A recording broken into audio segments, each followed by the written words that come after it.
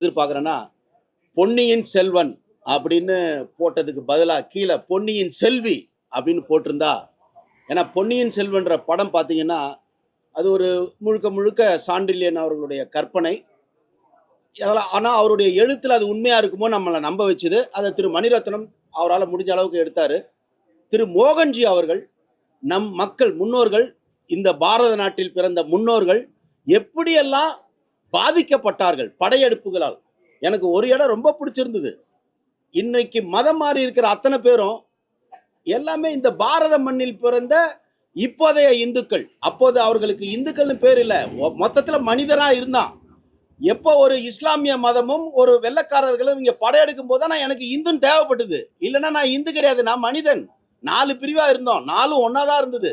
அதை முரட்டுத்தனமாக படையெடுப்பின் பேரில், கொள்ளையடிப்பதின் பேரில் மகா அட்டூழியங்களை பண்ணி சென்றவர்கள், கொள்ளையடித்து சென்றவர்களை நாம் கொண்டாடி கொண்டிருக்கிறோம். 16 வாட்டி படையெடுத்தவன பாராட்டிட்டு இருக்கோம், பாட புத்தகத்துல வச்சிருக்கோம். பாதிப்புகளை போராடினவங்களை நம்ம சரித்திரத்துல மறந்துட்டோம். அந்த சரித்திரத்தை மிக துணிச்சலாக மோகன்ஜி சொல்லியிருக்கிறார். நேதாஜிக்கு அப்புறம் துணிச்சல்னா அது மோகன்ஜி தான். அந்த மாதிரி எனக்கு ஒரு தைரியம் தெரிஞ்சுது. ஏன்னா இந்த விஷயங்களை சொல்றதுக்கு ஒரு தைரியம் வேணும். தயங்கி தயங்கி நம்ம உண்மையிலேயே சொல்றதுக்கு பயப்படுறோம். துணிச்சலாக சொல்லியிருக்கிறார், மிக பிரம்மாண்டமாக சொல்லியிருக்கிறார். ஏன்னா நமக்கு தெரியும் எந்த படத்தை எப்படி எடுக்கணும்னு. செகண்ட் அவர் மொத்தமாவே ஒரு கன்வின்சிங் இருக்கு. எனக்கு படம் பார்க்கும்போது கோட்டைகள், பிரம்மாண்டங்கள் எல்லாமே அழகாக இருக்கிறது. நல்ல கை தேர்ந்த நடிப்புகள் எல்லாரும் வழங்கியிருக்காங்க.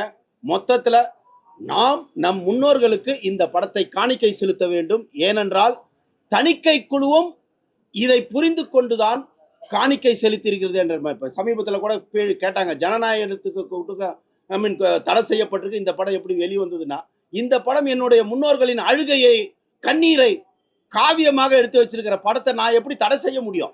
என்னோட முன்னோர்களுக்கான பெருமை இந்த படம். நம்ம எல்லாம் ஒண்ணுதான். இன்னைக்கு மதம் மாறி இருக்கிற இஸ்லாம் ஆகட்டும், கிறிஸ்தவர்கள்லாம் என்னுடைய தாத்தாக்கள். நீங்க மாத்தி விட்டு போயிட்டீங்க. நாங்க எல்லாருமே இந்தியர்கள், இந்துக்கள் தான்.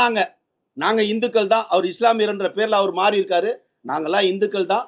இந்த படத்தை எடுத்ததற்காக மோகன்ஜியை தமிழ் சினிமா கொண்டாட வேண்டும். தமிழர்கள் கொண்டாடி இந்த படத்தை மாபெரும் வெற்றி அடைய செய்தால், இதை போல் பல துணிச்சலான நம் முன்னோர்களின் சாதனைகளை, சரித்திரங்களை எதிர்கால இயக்குனர்கள் கொண்டு வருவார்கள்.